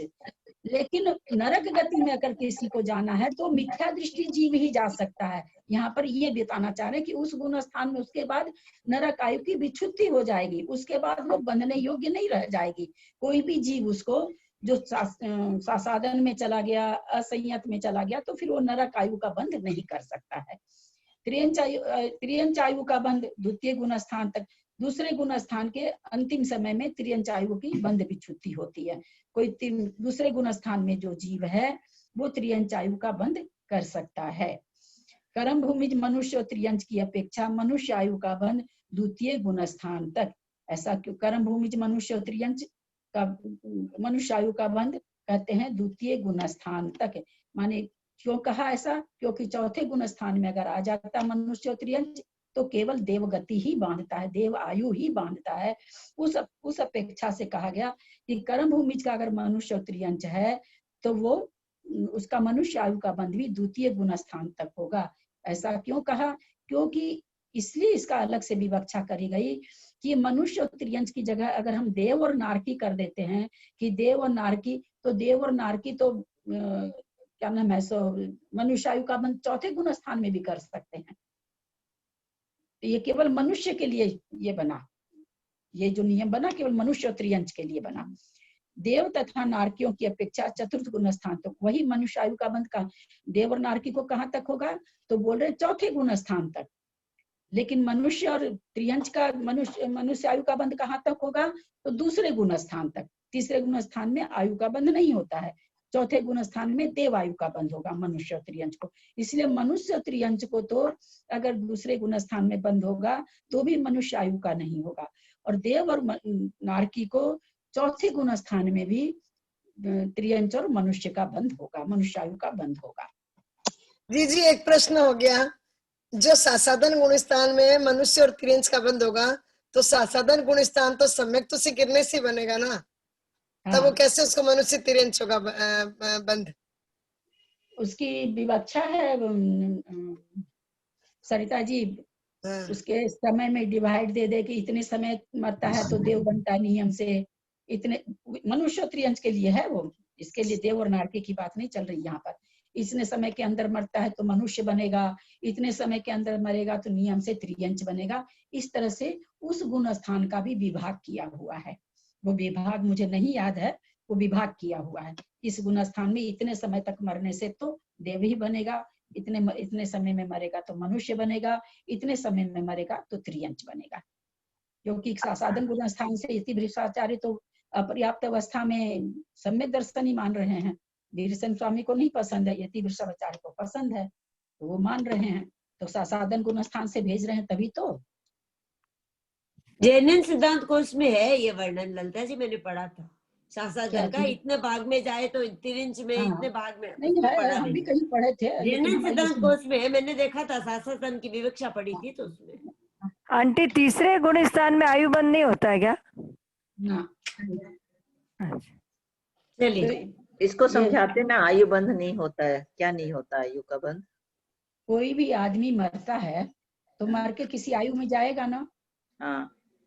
मनुष्य मरे, देव मरे, नरक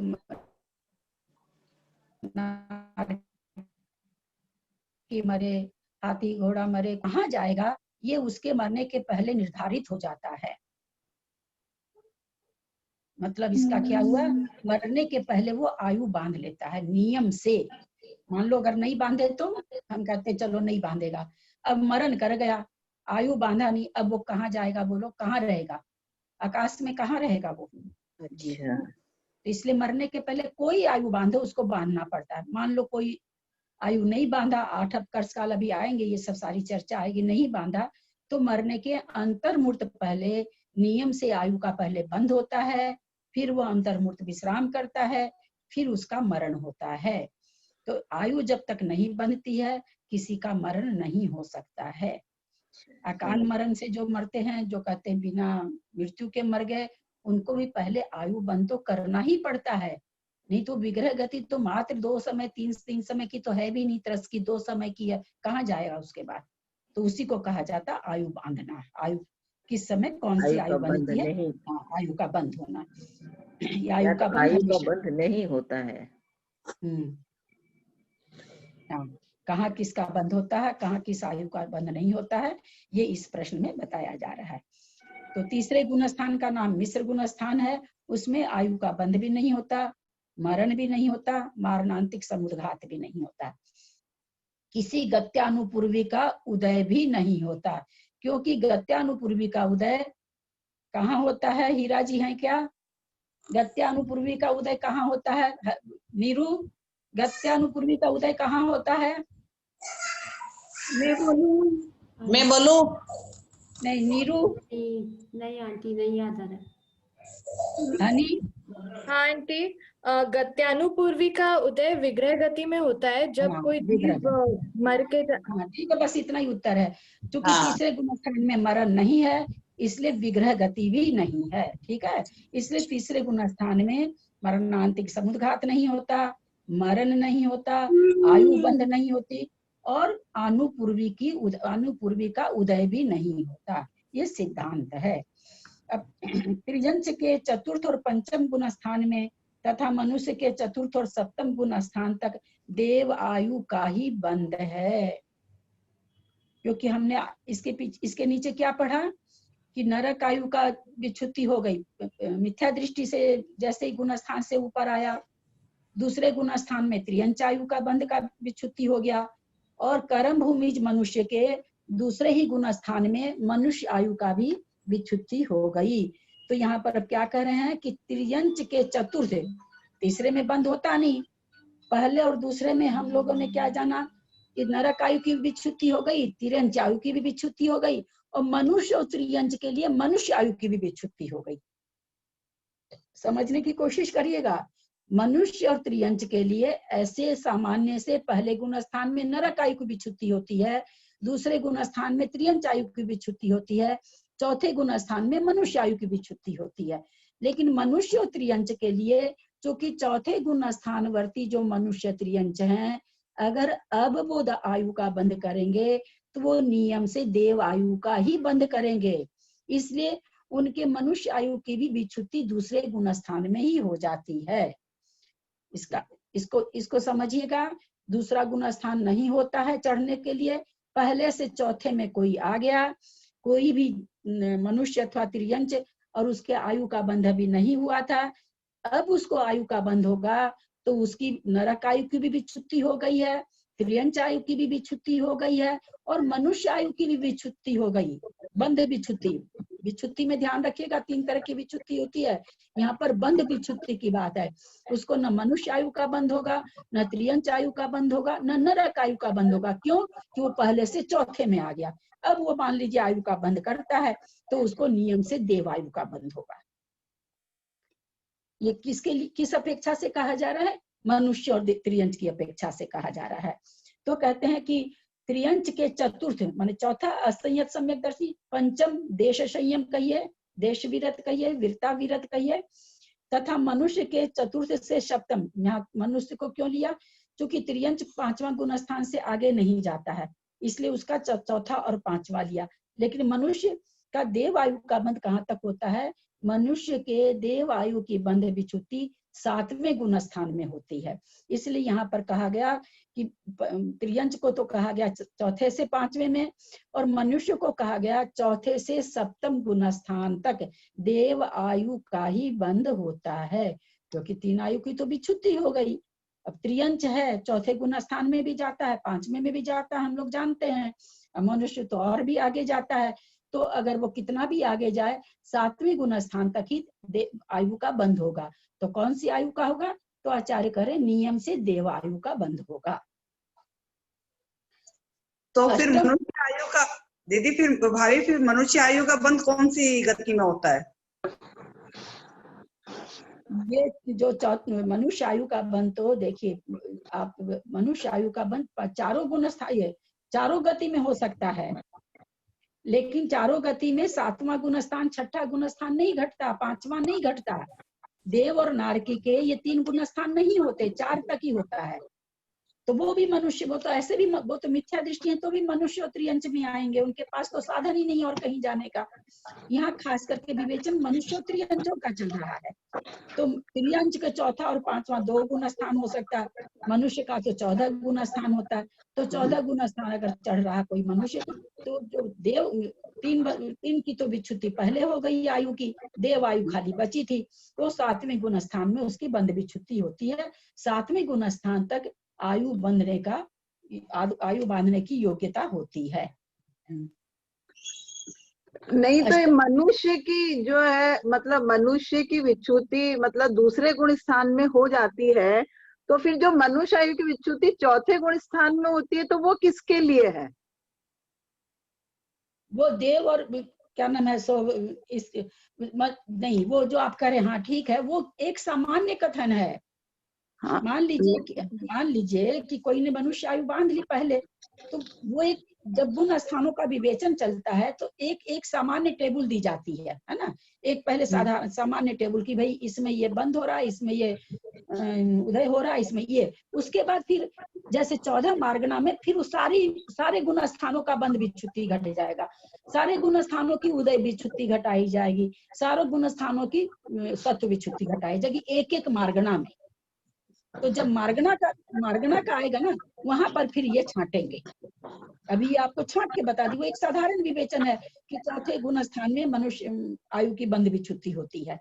लेकिन अगर कोई मनुष्य और त्रियंच चौथे गुण स्थान में आ गया, तो उसको तो मनुष्य आयु बंध ही नहीं सकती है, देवायु बंधेगी वहां पर, क्योंकि उसकी बंध विच्युति दूसरे में ही मानी गई। ये मार्गना के, गति मार्गना के हिसाब से घटाई है। वो जो बताया गया एक सामान्य कथन बताया गया, अब ये गति मार्गना के हिसाब से बताया जा रहा है कि मनुष्य गति के और त्रियंच गति में दोनों की मनुष्य आयु की बंध विच्युति भी दूसरे में ही हो जाती है। यानी मनुष्य और त्रियंच अगर चतुर्थ गुण स्थानवर्ती होकर के आयु का बंध करते हैं, तो नियम से देवायु का ही बंध करेंगे। आगे के गुण स्थान में तो करेंगे ही, चौथे गुण स्थान में देवायु का ही बंध करेंगे। त्रियंच के चतुर्थ, हाँ बोलिए, कुछ बोल रहे हैं? बस ये कि बस मनुष्य आयु का बंध वैसे नहीं होता, कोई से गुण स्थान से नहीं होता, ये देव आयु से आएगा या नरगति से आएगा मनुष्य? नहीं, मनुष्य से भी मनुष्य आएगा, क्यों नहीं आएगा? सारे अनंत मनुष्य जो आएगा या तो नरगति से आएगा या देवगति से आएगा, मतलब गुण स्थान में इनकी कोई भी वो नहीं है कि ये इसका बंद करेगा मनुष्य आयु। हमको ये बताइए कि जितने अनंत मिथ्या दृष्टि जीव, हमको तो चारों आयु का बंद हो रहा है। फिर जीव तो अनंत मिथ्या दृष्टि है, क्यों वो लोग आएंगे मनुष्य आयु में, क्यों नहीं आ सकते?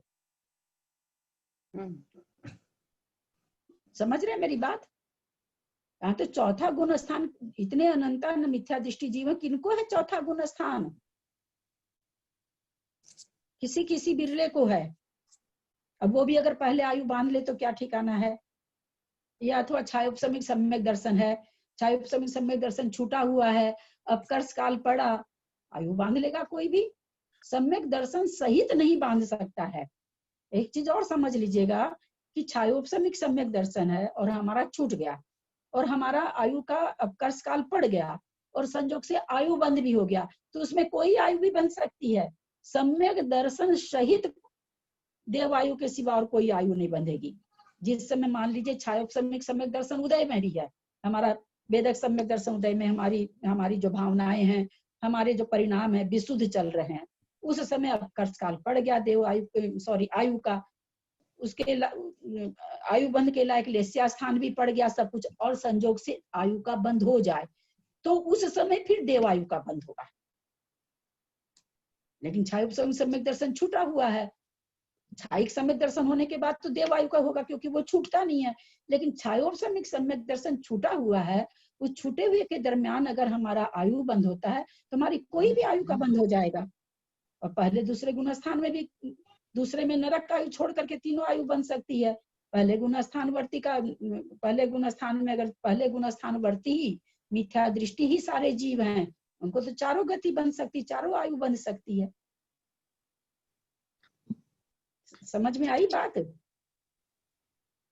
हमें कैसे पता चलता है कि अपने आयु का बंद हो रहा है, कब हो रहा है, कैसे पता चलता है इस चीज का? किसी को नहीं पता चलता है। किसी को भी नहीं चलता। जो महाराज उपसम श्रेणी चढ़ रहे हैं अथवा जो छपक श्रेणी चढ़ रहे हैं, वो ये नहीं जान रहे हैं कि मैं छपक श्रेणी चढ़ रहा हूँ कि मैं उपसम श्रेणी चढ़ अथवा मैं श्रेणी चढ़ रहा हूँ, ये भी नहीं पता होता। बुद्धि पूर्वक थोड़ी होता है, बुद्धि पूर्वक तो श्रेणी मंडेगी नहीं। आयु बंद क्या है, जैसे हमको सम्यक दर्शन नहीं पता चलता, हाँ कोई अवधि ज्ञानी हो तो वो जरूर बता देंगे, क्योंकि कई आयु की बात बताते हैं, कई भाव की, वो तो वो जरूर बता देंगे। लेकिन हमें कोई पता नहीं चलेगा कि हमको आयु कब बंद हो रही है कब नहीं। आचार्यों ने एक अपकर्ष काल बताया, अपकर्ष काल के हिसाब से अपने जो प्रथमान योग वगैरह में अपने बड़े बड़े आचार्य महाराज बताते हैं, भाई एक तुम 80 वर्ष की 60 वर्ष की जो भी अपनी आयु एक एवरेज मान के उसका 1/3 बीत जाने के बाद में तुम सावधान रहो कि कभी भी आयु बंध सकती है। मान लीजिए 60 वर्ष की आई है तो 40 वर्ष बीत गई, 40 वर्ष के बाद में फिर सावधान रहना चाहिए। सावधान से मतलब कि भाई थोड़ा सा जो भी जितना भी थोड़ा सा परिणामों को अच्छा रखना चाहिए, तो शायद खराब आयु नहीं बंधे। लेकिन आयु तो कब बंधेगी हमको, क्योंकि हमको अपनी पूरी आयु पता ही नहीं ना कि हम उसका 8 अपकर्ष काल निकाल लें। हमको आयु कहाँ पता है अपनी, एक पल का तो पता नहीं है कि अभी बात करते करते भी कुछ हो, बोलते बोलते पढ़ाते पढ़ाते कुछ हो जाए तो कोई जानता है क्या इसको? तो आयु का ही नहीं पता तो अपकर्ष काल का कहाँ पता होगा, इसलिए आयु का पता नहीं चलता। ठीक है। वैसे अपने कर्म कांड जी में बहुत आएगा अभी आगे, उस सबसे थोड़ा थोड़ा आयु का थोड़ा आभास, मतलब थोड़ा सा आभास होता है कि हाँ अगर ये आयु बंधी होगी ये परिणाम नहीं होंगे, ये आयु बंधी होगी तो ऐसे ये सब कर्म कांड जी में आएंगे, क्योंकि ये परिणामों का ही कांड है, तो उसी का खजाना है। तो जितना हो सकता है उतना ही कर्म कांड जी आपको हम लोगों को सिखाएगा कि हाँ हम लोग अपने को कैसे तौलें।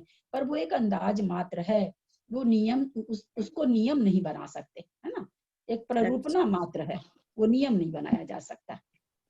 ललिता जी, पहले गुण स्थान से जीव चारों गतियों में जा सकता है, तो फिर देव गति में जो जाएगा तो मिथ्या दृष्टि के साथ वो कैसे जाएगा? क्या आपने बताया कुछ इसमें? हाँ, जा सकता है। तो मिथ्या दृष्टि हो के भी देव गति, मतलब जो ये जो नीचे वाले देव बनते हैं वो बनेगा क्या? वो नीचे वाले तो बनते ही हैं, 9वें ग्रेवक तक जा रहे हैं 31 सागर की आयु लेके। मिथ्या दृष्टि मैंने पंच परावर्तन में बताया ना, भाव परावर्तन में 31 सागर की आयु लेके जा रहे हैं। तो फिर सम्यक दृष्टि जीव, फिर सम्यक दृष्टि देव बन करके जाने का फिर क्या लाभ हुआ? लाभ क्या हुआ? सम्यक दृष्टि बनने का लाभ आप संसार में खोजेंगे तो एक मिनट, सम्यक दर्शन का लाभ मोक्ष के लिए होता है, संसार के लिए नहीं होता है। सम्यक दर्शन आपको मोक्ष की टिकट मिल गई, बस मिल गई आपको, टिकट मिल गई, लेके रहिए जिस दिन आपके पास पैसा हो जाए 10-20 लाख बाहर जाने का, उस दिन आप अपना टिकट बनाइएगा और घूम के आ जाइएगा। आपको ये मिल जो गया, वीजा मिल गया। सौधर्मेंद्र वगैरह होते हैं ललिता जी, ये सब तो सम्यक दृष्टि होते हैं, लेकिन सौधर्मेंद्र भाभी वो तो एक भवातारी है, वहां से आएगा और मोक्ष चला जाएगा, तो उसका हाँ। वैसा रहता है। उसका ऐसा नहीं है, वो भी छायोपसमिक हो सकता है, छाइक थोड़ी है कोई नियम से, वो भी छाइक नहीं है, मतलब लेकिन नियम मोक्ष नहीं है। तो जाएगा ही ना, दूसरे हाँ, भाव से हाँ। जाएगा ना। नहीं नहीं नहीं, आएगा मनुष्य भाव लेगा और मोक्ष जाएगा। और जो सच्ची होती है वो तो उसी एक ही भवातारी होती है, वो भी एक ही भवातारी भाभी, सब एक भवातारी है लोग। जितने भी दक्षिण के इंद्र हैं 12 इंद्र, 6 इंद्र दक्षिण के 6 एक भवातारी है। ईशान इंद्र एक भवातारी है। लोकांतिक देव एक भवातारी है। सर्वार्थ सिद्धि के देव एक भवातारी हैं। बहुत सारे एक भवातारी हैं। हम लोग भी वैसे विशुद्ध परिणाम बनाए, वैसी योग्यता अपने में लाए, हम लोग भी एक भवातारी बन सकते हैं, कोई मना थोड़ी है। पर ये तो सब सम्यक दर्शन वाले हैं। हाँ, सम्यक दर्शन वाले तो हैं ही ना। ठीक है। वैसे हैं। सची इंद्रानी सम्यक दर्शन सहित नहीं जन्मी है। नहीं, वो मिथ्या दृष्टि से जन्मती है। हम दर्शन करते ही भगवान के दर्शन करते ही और उनको गोद में सम्यक दर्शन प्राप्त होता है। जो भी, लेकिन यहाँ से तो मिथ्यात्व लेके ही जन्मी है। हाँ, वो मिथ्यात्व लेके, उनकी माताएं भी। हाँ हाँ बिल्कुल। चलिए, थोड़ा उलझा हुआ प्रश्न है, कई दिन चलेगा ये तो अभी लगता है हमको। हाँ, वो एक पहले चला था ना, 1 सप्ताह। नहीं है, ये थोड़ा है भी। नहीं बिल्कुल समझ गई आगे, क्योंकि हार्ड आता जाएगा। हाँ, अब तो लगता है करना योग हार्ड होता जाएगा। ललिता जी, ये कल है ना आंसर, आप इसका एकदम सीरियल से लिखवा दीजिए तो कई दिन नहीं भूलेंगे, इसमें सब याद हो जाएगा। कल थोड़ा क्लास कम लेके ये पूरा लिखा दीजिए आप तो। नहीं, आज तो बहुत अच्छा से समझाया, मेरे भी समझ में आया थोड़ा। समझ में आ करके भी फिर थोड़ा वो गुड़ हाँ, वो बोल नहीं पाते, लेकिन समझ में आज बहुत अच्छी से आया। इसमें बहुत गुण का निचोड़ है, इस वाले क्वेश्चन के आंसर में बहुत निचोड़ है। जो बताया था कि जन्म नहीं, तीसरे गुण स्थान का जो बताया था, जन्म नहीं होता, मरण नहीं होता, मरणांतिक समुद्घात नहीं होता, एक चीज और बताई थी कुछ। नहीं होता, गत्यानुपूर्वी का उदय नहीं होता।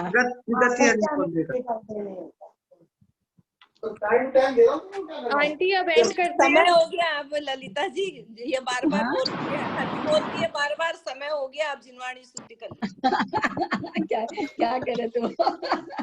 आज वो हम सोचे थे, आज वो मेरा इतना चिंतन चला, वो जीव विपाकी फल क्या पुद्गल विपाकी। हनी को जल्दी है। मैंने नहीं टाइम हो गया है, जल्दी क्या है। आज नहीं बता रहे हैं, आज नहीं बता रहे हैं, इतनी प्रकृति का आज बता भी नहीं सकते।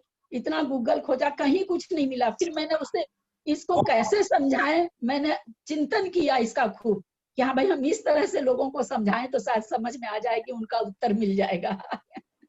आज तो हुआ नहीं, वो मंजू जी के चलते। मंजू थी नहीं, तो मंजू जी होती तब तो आज ही हो जाता। किसमें किस गुण स्थान में कौन सी विचित्र होती? क्या कोई कुछ पूछ रहा है क्या? हाँ, मैं बोल रही हूँ शालू, ये बंद विक्षिप्ति भी थोड़ा कम समझ में आ रहा है। किस गुण स्थान में किसकी विक्षिप्ति पूरा आएगा तो ये तो आएगा, इसीलिए लगेगा इसमें। कर्म प्रकृति याद करो, नहीं तो कुछ नहीं समझ में आएगा आगे। तो फिर और एक ही प्रश्न लेके बैठे रह जाएंगे 10 दिन तक, क्योंकि प्रकृति याद नहीं करोगे फिर हाँ ये कैसे हुआ, हाँ ये कैसे हुआ, ऐसे हम लोग करते रह जाएंगे। इसलिए एक बाकी 7 कर्म की प्रकृतियां बहुत इजी है, सबको याद ही होगी। केवल नामकरण की प्रकृति थोड़ा सा याद करने की सब कोई कोशिश करें, नहीं तो नामकरण की प्रकृति बहुत नाच नचा देगी। नामकरण के इजी है, वो 14 पिंड के नाम याद कर लो ना, तो उसके बाद हो जाता है। वो देखिए, याद करने वाले के लिए सब इजी है, नहीं याद करने के लिए सब भारी है। चलिए, जिनवाणी स्तुति करते हैं। यदर्थ मात्र पदवाक्यहीनं मया प्रमाद्यात् किंचन तन्मे क्षमित्वा विदधातु देवी सरस्वती केवल बोध लब्धि समाधि परिणाम शुद्धि स्वात्मोपलब्धि शिव सौख्य सिद्धि चिंतामणि चिंतित वस्तु दाने त्वं वन्द्यमानस्य ममास्तु देवी जामणि के ज्ञान ते सुजे लोकलो सोमणि मस्तक ये दिन मानी प्रकृति तो जपो दिन ज्योति सरस्वती माँ की आराधना कर रहे हैं, सरस्वती माँ का बहुत बड़ा ग्रंथ पढ़ रहे हैं, मेरी बात सुनेंगे।